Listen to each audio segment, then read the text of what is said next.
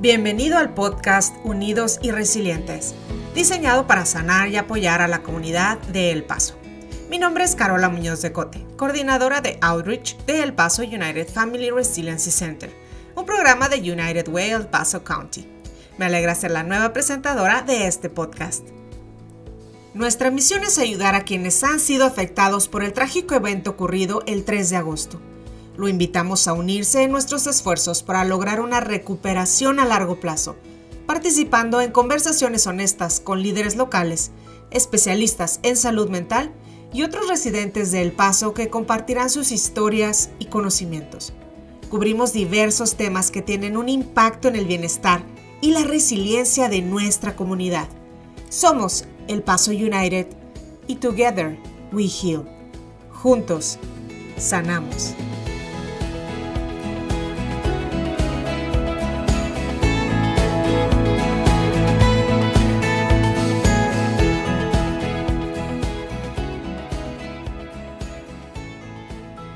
En este episodio compartiremos tanto el conocimiento como la vasta experiencia de nuestro invitado sobre este tema. A través de su trabajo, él ha verificado la fuerte relación entre trauma y adicción y cómo esta conexión afecta a nuestras emociones y comportamiento.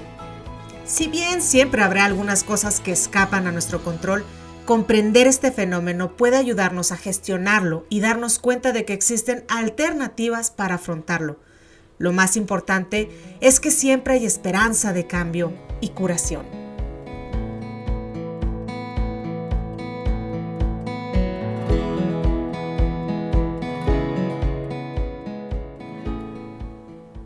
Ahora es el momento de presentarles a nuestro invitado. Él es Francisco Torres Almeraz, Licensed Professional Counselor, Licensed Sex Offender Treatment Provider, Clinical Therapist en El Paso Juvenile Justice Center. Francisco Torres es un inmigrante mexicano con más de 25 años de experiencia en las áreas de justicia penal y salud mental. Ha trabajado como oficial de supervisión comunitaria y oficial superior de libertad condicional a lo largo de su carrera. En el Challenge Academy trabajó con jóvenes de alto riesgo. Desde 2016, Francisco Torres ha trabajado como terapeuta clínico en El Paso Juvenile Center, donde trabaja principalmente con jóvenes de alto riesgo y brinda tratamiento específico para delitos sexuales a adultos. Actualmente está trabajando en el desarrollo de una colaboración entre agencias para crear un enfoque holístico en la prestación de servicios a las familias atendidas por el Departamento de Libertad Condicional Juvenil. El objetivo es garantizar que no haya más víctimas. Bienvenido, Francisco. Gracias por estar aquí en el podcast Unidos y Resilientes.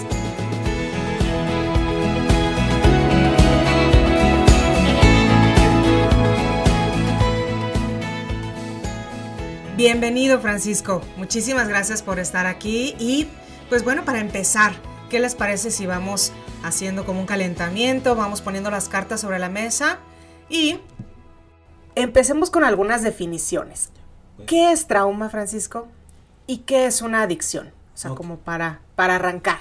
Muy bien. El trauma es una experiencia negativa, obviamente en el pasado de alguna persona que interfiere de alguna manera en el presente y afecta el futuro de esta persona. Entonces opera en los tres tiempos de cada uno de nosotros.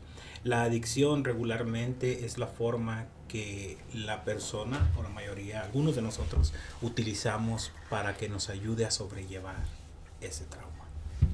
En sí, la adicción, digamos que es como ese mecanismo de defensa, ese mecanismo de sobrellevar. Exacto. Ahora, en cuanto a adicción, pues se habla de adicción a conductas, adicción a sustancias, adicción, pues no sé, a personas, incluso se habla de adicción. ¿Cuál de estas adicciones es la que está más ligada al trauma? Regularmente en trauma vamos a ver una relación muy cercana con uso de sustancias, con alcohol, con drogas. Es la mayoría de la adicción que va a estar presente ahí. Pero obviamente se trae un sinfín de problemas también.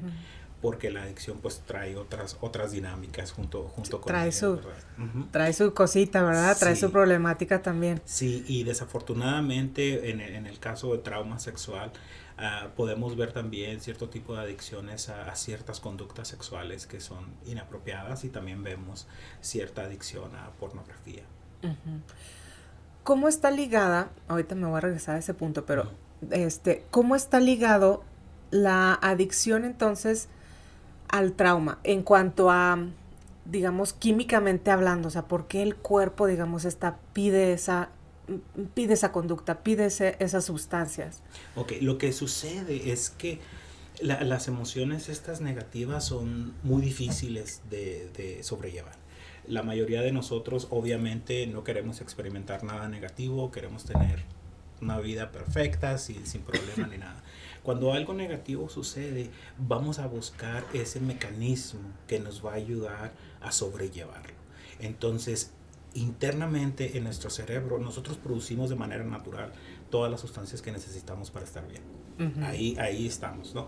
Entonces, lo que sucede es que hay ocasiones que precisamente por estos eventos que nos sucedieron, eventos negativos, entonces estamos en esos estados anímicos muy bajos, y de repente descubro yo que tomando pues se me pasa, me siento muy bien. Uh-huh. Entonces me ayuda a deshacerme de esa emoción negativa que estoy experimentando.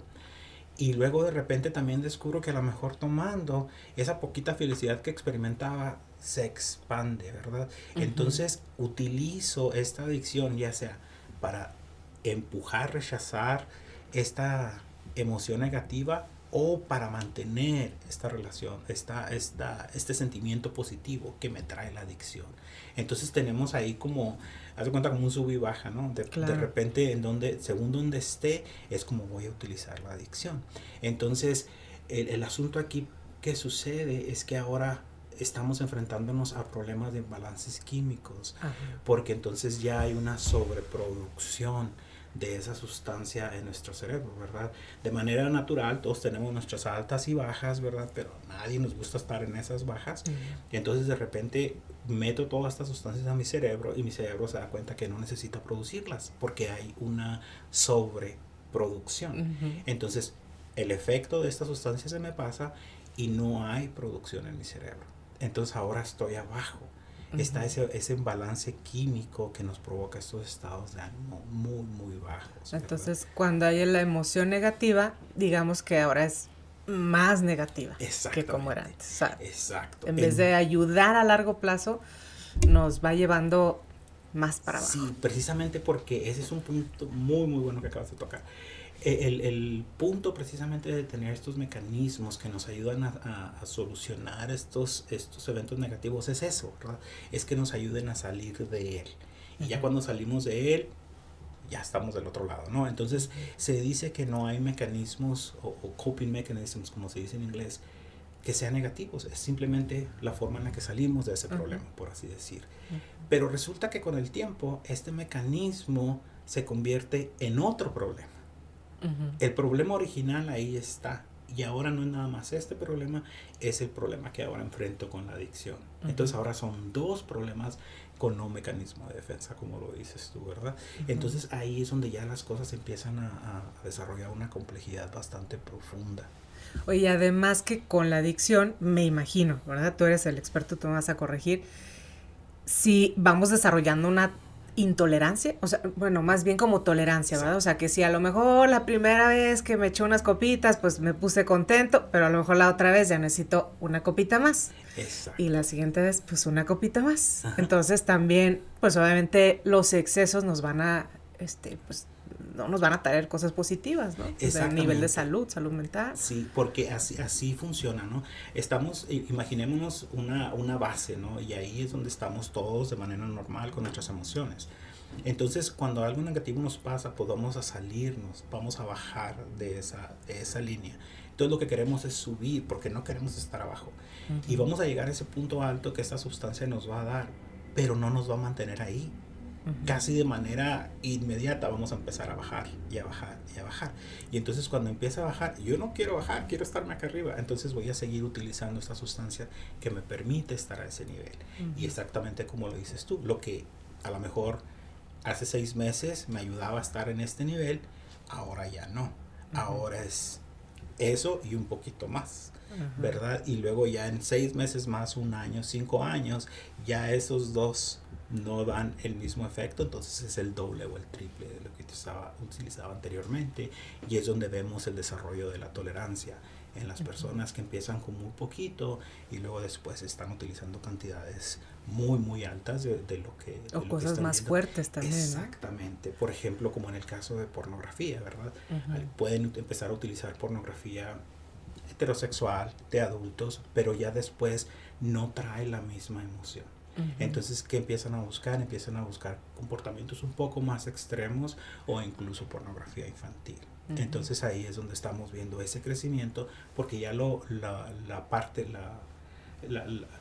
sustancia inicial o la cantidad inicial o las imágenes iniciales que veía ya no tienen el mismo efecto. Necesito algo más fuerte para llegar a ese nivel.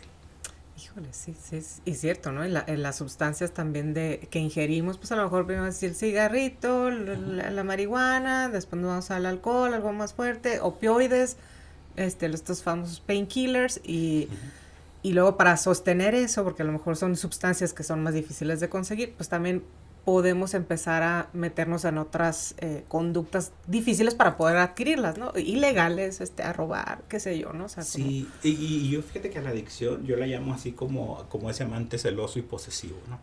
Porque las personas que han tenido estas experiencias saben que un amante posesivo, un amante celoso, ¿qué es lo que quiere de nosotros? Todo, punto, ¿verdad? Todo nuestro tiempo, toda nuestra atención, todo nuestro dinero es lo que lo quiere. La adicción viene a jugar ese mismo rol. Ya la persona se convierte prácticamente en un esclavo de esa adicción, ¿verdad? Que es precisamente yo necesito estar aquí en este nivel. Lo que tienes que hacer, bueno, ese es asunto tuyo. El tiempo que te lleve a hacerlo es asunto tuyo. El dinero que tengas que gastar es asunto tuyo. Aquí es donde yo quiero estar. Entonces es cuando la persona se prácticamente da la voluntad, su voluntad es controlada por la adicción.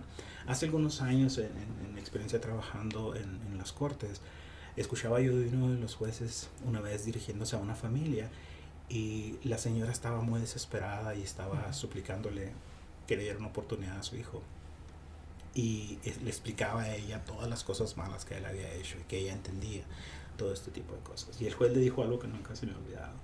Le dijo: lo que usted está viendo no es su hijo. La persona que está aquí sentada no es su hijo.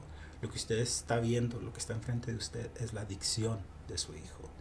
Su hijo está ahí en algún lugar escondido, pero no es él. Entonces se me quedó muy grabado. Ya la adicción llega y toma posesión de la persona, y muchas ocasiones ni ellos mismos se reconocen. Nos puede llegar a consumir. Exactamente.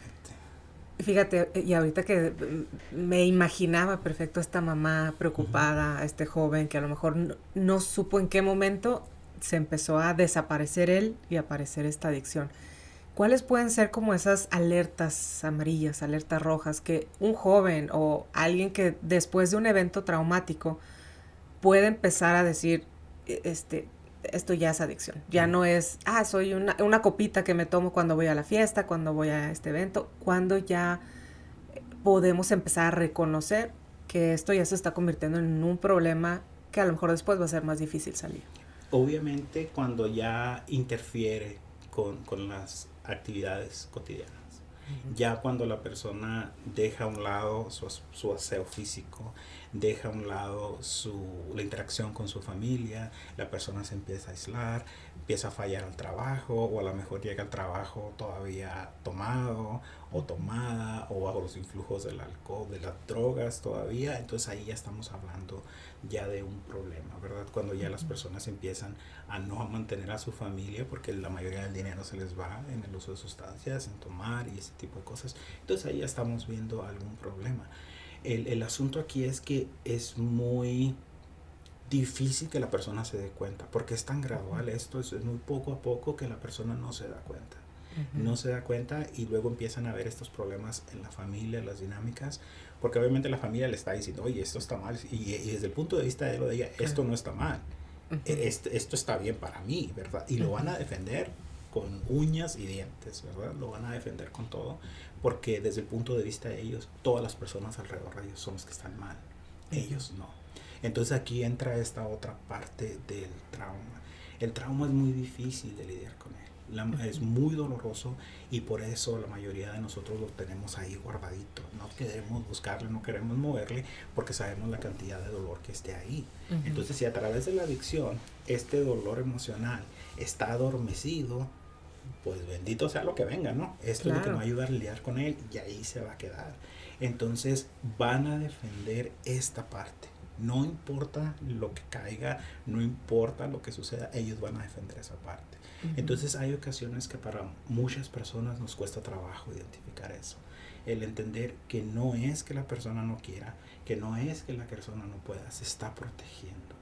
Se está protegiendo y también es muy importante que tengamos paciencia con las personas porque va a llegar su momento, pero nosotros no podemos hacer cambiar a nadie ni tomar ese paso, ¿verdad? Hay una autora muy buena de Arizona, el nombre de ella es Ana Gómez, y ella trabaja mucho con niños que han sufrido trauma. Y en una ocasión, estando en una conferencia con ella, dijo algo que también me ha ayudado mucho a través de los años trabajando con adultos.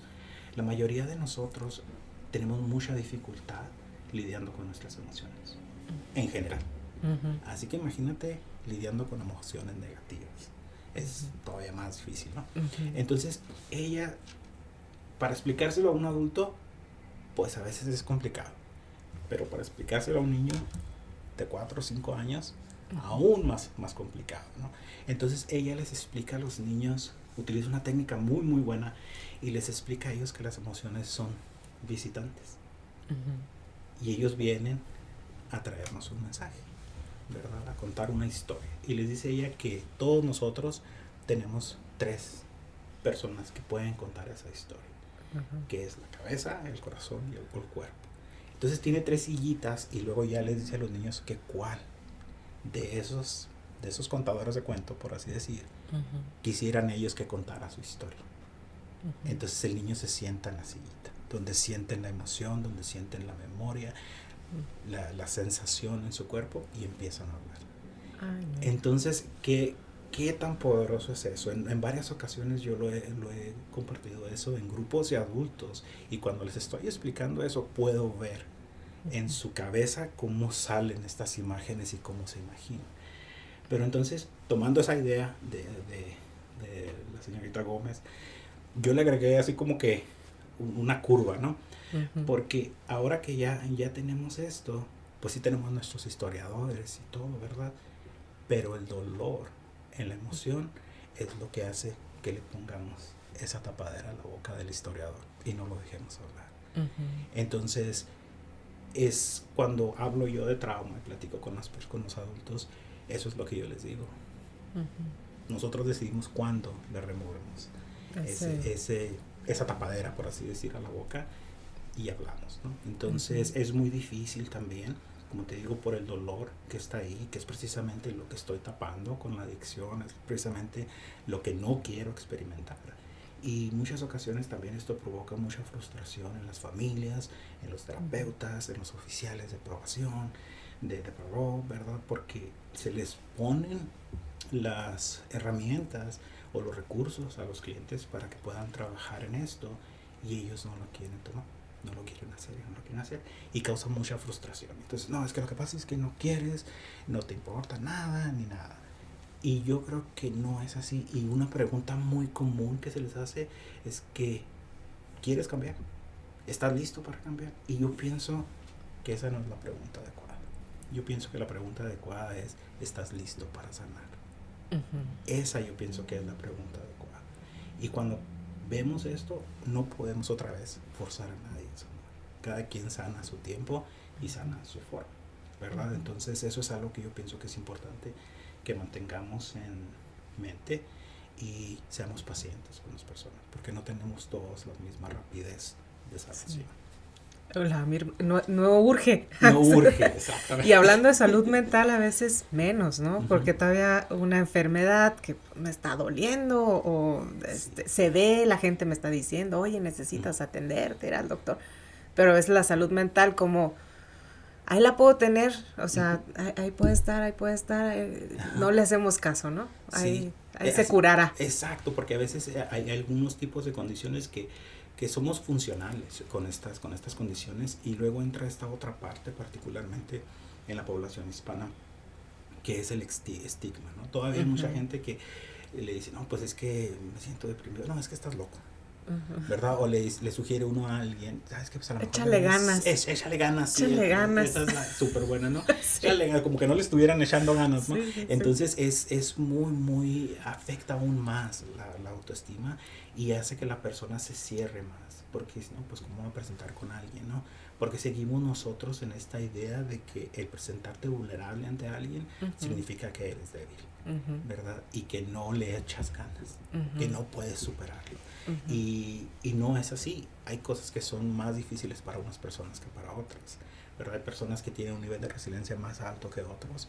Hay personas que sí les puede pasar algo muy trágico, lo pueden procesar de una manera relativamente rápida y seguir adelante con su vida. Y a otras personas pueden experimentar exactamente lo mismo y les puede llevar años el superarlo. ¿Qué puede ser esa diferencia, Francisco? ¿A qué se deberá esa diferencia? Que para unos es un poquito más fácil, pasan por cosas a veces muy fuertes y dices, ¿de dónde saca esa fuerza esa persona para salir adelante, incluso para hablarlo o para, no sé, pedir ayuda? Y de repente hay alguien que a lo mejor incluso algo más leve y no puede, o sea, que ves que lo va arrastrando. ¿Cuál será la diferencia entre una persona y otra que sí tiene esa capacidad de sobrepasar las adversidades y una que no, que le cuesta? Híjole, eso es una muy buena pregunta, muy buena pregunta, porque yo creo que hay muchos factores. Hay muchos factores. Uno es, yo considero, ¿verdad?, que podría ser el haber experimentado varias cosas serias durante tu vida. Entonces te da esta fuerza, como quien dice, en automático, ¿verdad?, de que vas desarrollando esta fortaleza de entender que así es la vida, ¿verdad? Vienen cosas buenas, vienen cosas malas y vienen cosas peores, ¿verdad? Y poder tener esa capacidad de levantarse y de seguir adelante. Pero yo creo que un elemento fundamental es la crianza. Es cómo somos criados nosotros, ¿verdad? Cómo desde que estamos chicos, cómo se nos inculca a enfrentar los retos en nuestra vida, el entender que no siempre vamos a ganar, el entender que no siempre la vida va a ser color de rosa, ni que las cosas van a estar bien. Sin embargo, tenemos esa capacidad de sobreponernos, ¿no? Y eso es algo que precisamente en el área de trauma es algo que se trabaja mucho con las personas, se les explica de que nosotros tenemos esa capacidad de sanación. Esa capacidad interna es innata, todos la tenemos, pero no todos la hemos desarrollado, no a todos nos han enseñado cómo utilizarla. Y lo importante de estar en terapia es que una vez que a la persona se le empieza a ayudar, se le empieza a guiar, el cerebro inmediatamente reconoce para dónde vamos. Y cuando el cerebro se da cuenta de eso, empieza a sacar todo lo que tiene que sacar, todo lo que hay que limpiar, todo lo que hay que sanar, porque dice, pues ahorita es cuando, ¿no? Ya llegamos a esta situación, de aquí soy.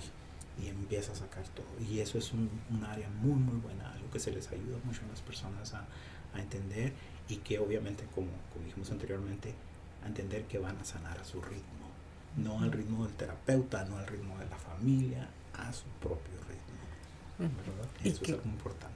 Y que como toda sanación a lo mejor va a implicar un dolorcito extra, ¿no? Yo me lo imagino como cuando tienes una herida y te la vas a empezar a curar. Entonces, pues, híjole, cuando te echan el primer algodón con alcohol, te duele hasta, no les quiero decir hasta dónde, ¿verdad? Pero la segunda vez, la tercera y los demás medicamentos, y van pasando los días y esa herida va cediendo, y a lo mejor el dolor inicial de empezar a sanar ya es soportable. Sí. Pero yo creo que nosotros, ¿verdad? Todos los que tenemos algo que sanar debemos de estar dispuestos a pasar por ese dolorcito más fuerte que al empezar, ¿verdad? Sí, y así es exactamente las cosas.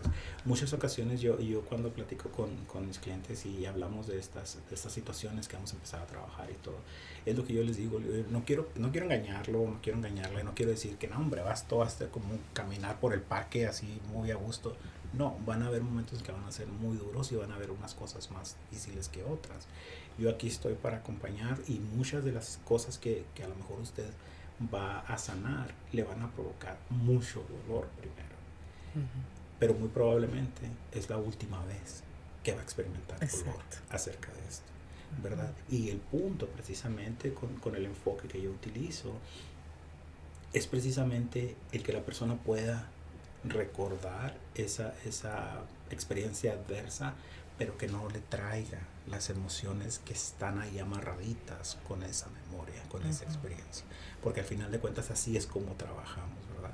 La memoria tiene ahí amarradas diferentes emociones, diferentes sentimientos, y esos sentimientos no siempre son positivos, particularmente cuando la memoria es negativa, pues lo más seguro es que esas emociones van a ser negativas, ¿verdad? Van a ser adversas, y ya cuando podemos limpiar, ¿verdad? Quitar todo ese dolor, que llegue a esa sanación, la persona puede continuar recordando la experiencia, aunque fue negativa, pero ya no experimentan el dolor que está acompañado. Entonces se desensitizan al dolor de la memoria. Y ese es precisamente el punto.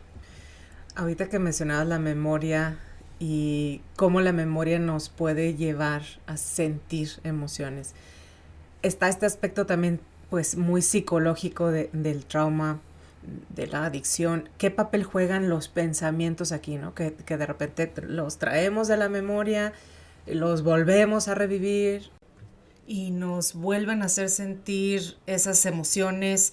¿Cómo podemos nivelar o dominar esos pensamientos para que la memoria ahí no nos delata? Sí, ahí es donde está el trabajo, ¿no? Ahí es precisamente porque la memoria tiene estos dos aspectos, ¿verdad? Y junto el aspecto de las reacciones emocionales, ¿verdad? Que vienen ligadas precisamente a las razones de esas emociones. ¿Me explico? Algo me sucede, me hace sentir de una manera determinada y esta es la explicación.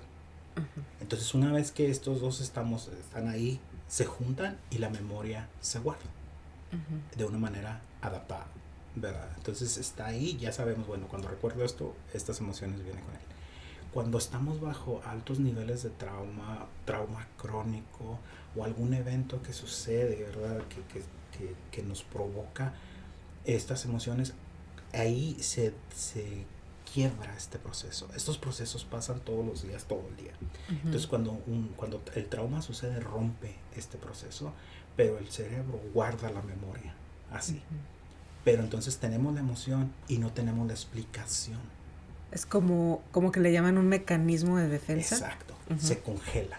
Entonces la mayoría de las personas cuando hablan de trauma dicen, es que es esta imagen que no me puedo quitar de la cabeza, es que es este olor que no me puedo quitar, ¿verdad? Y es porque se quedó, das cuenta, como unas cámaras de esas antiguas de instantáneas, no es como el flashazo, y ahí se quedó. Está no procesada la emoción. La memoria está congelada en el tiempo y ahí está la emoción sin procesar, no tiene explicación. Entonces ahí vamos cargando esa emoción, ese miedo, ese terror, esa ansiedad, ¿verdad? Y muchas ocasiones, como dices tú, los mecanismos de defensa ni siquiera nos van a enseñar esa foto. Todo lo que tenemos es la emoción, pero no sabemos de dónde viene, no sabemos qué es lo que pasa, ¿no? Entonces ahí hablabas tú de los pensamientos.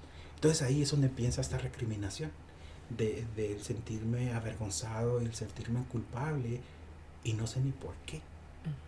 Me siento culpable y me siento avergonzado porque soy tan débil, porque tengo toda esta ansiedad, porque tengo toda esta tristeza y no sé de dónde viene, ¿verdad?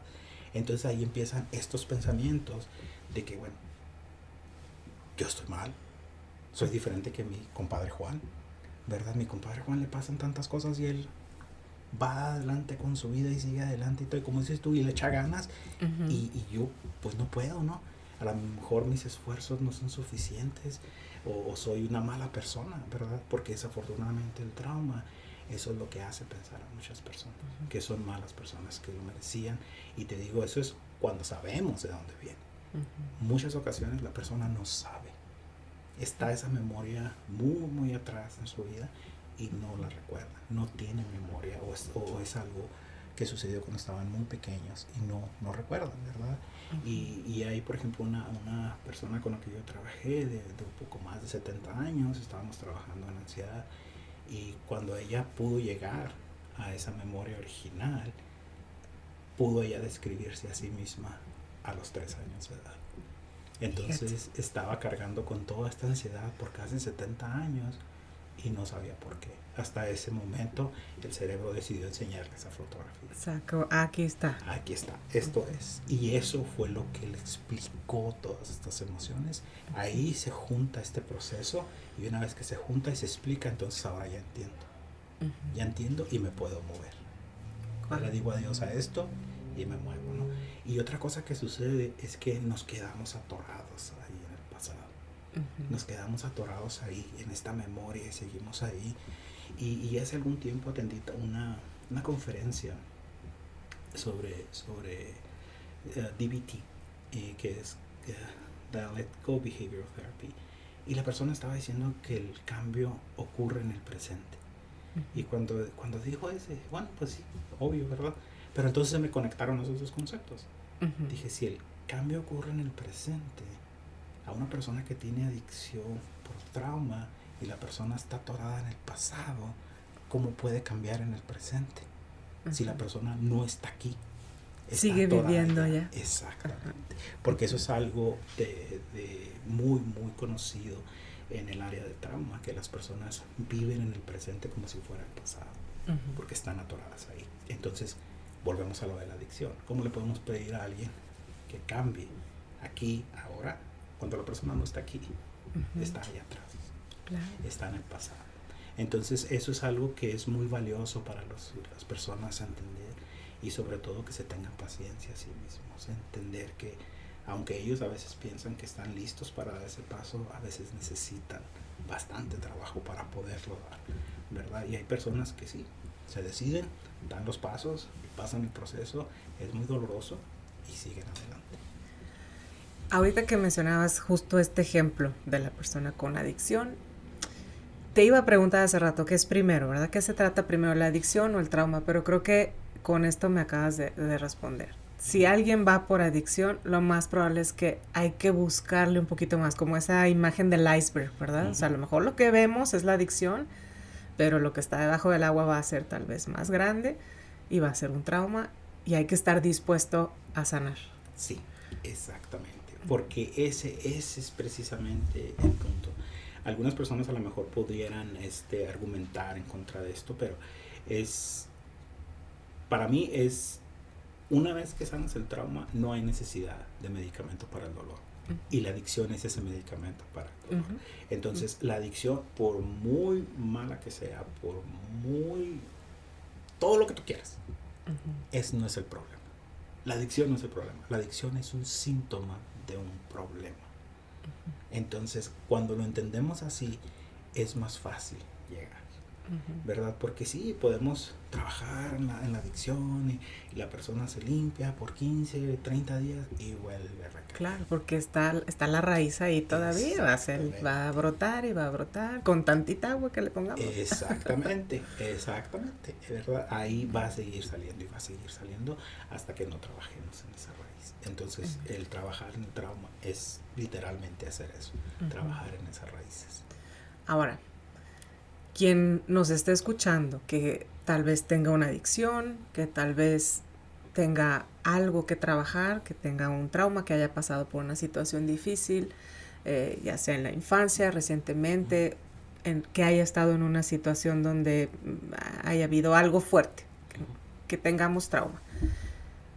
¿Lo puede trabajar la persona solita, trabajándose a sí misma, con algo? ¿O es ya un caso en el que sí se necesita buscar ayuda profesional? Yo recomendaría que buscaran ayuda profesional.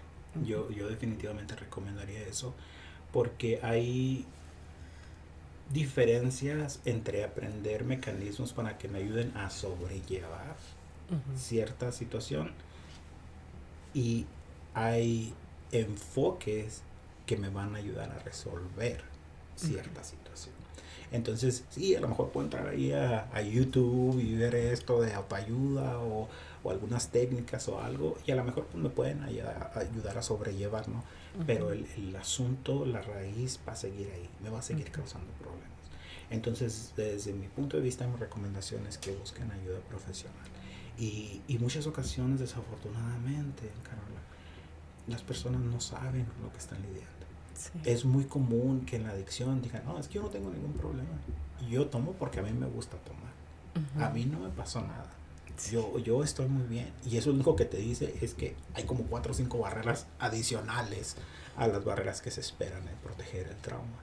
Entonces, poco a poco la persona tiene que hacer esa autorreflexión y el entender de que no, es que sí tengo un problema y es que es esto, ¿verdad? O muchas ocasiones llegan y se trata la adicción y dependiendo de la persona con la que trabajan, si tienen esta preparación en el área de trauma, van a poder identificar de manera inmediata de dónde viene esto. Entonces empieza uno a trabajar con las personas y la persona solita descubre que la adicción realmente es un medio para lidiar con algo más profundo. Así que pues bueno, ya escucharon la recomendación de Francisco. Es un especialista, él vive esto todos los días, así que si usted tiene una adicción, lo más probable es que tal vez detrás haya algo más fuerte, haya algo más de raíz. Si usted ha pasado por un trauma, por un evento traumático, tiene mayor probabilidad de caer en una adicción, así que no lo trate de resolver solo. Busque ayuda profesional, lo invitamos a que busque ayuda profesional. También Francisco mencionaba, cosas que sí podemos hacer en casa van más orientadas a la prevención, específicamente con la crianza. Si usted es papá, usted es mamá, puede ir enseñando a sus hijos estos mecanismos más sanos de cómo tener tolerancia a la frustración. Nadie estamos exentos de pasar por momentos difíciles en la vida. La vida muchas veces va a ser dura, muchas veces nos van a llegar cosas que no las pedimos, que no las buscamos, simplemente nos llegan. Y en la medida que podamos darle estas herramientas a los niños, a los jóvenes, para que puedan atravesar a través de esto con mayor éxito, con mayor compasión para sí mismos, tal vez podamos ir forjando una sociedad más sana a nivel de salud mental y también una sociedad más feliz. Francisco, muchísimas gracias por estar aquí, muchísimas gracias por darnos todo este conocimiento, todos estos tips, adentrarnos un poquito más en este tema que de verdad que es fascinante, es difícil y que finalmente pues en manos de un experto yo creo que donde podemos encontrar la salida y la sanación. Muchísimas gracias por invitarme y a sus órdenes. Gracias, y a ustedes amigos que nos están escuchando, los esperamos en un episodio más y gracias por acompañarnos aquí en este podcast Unidos y Resilientes.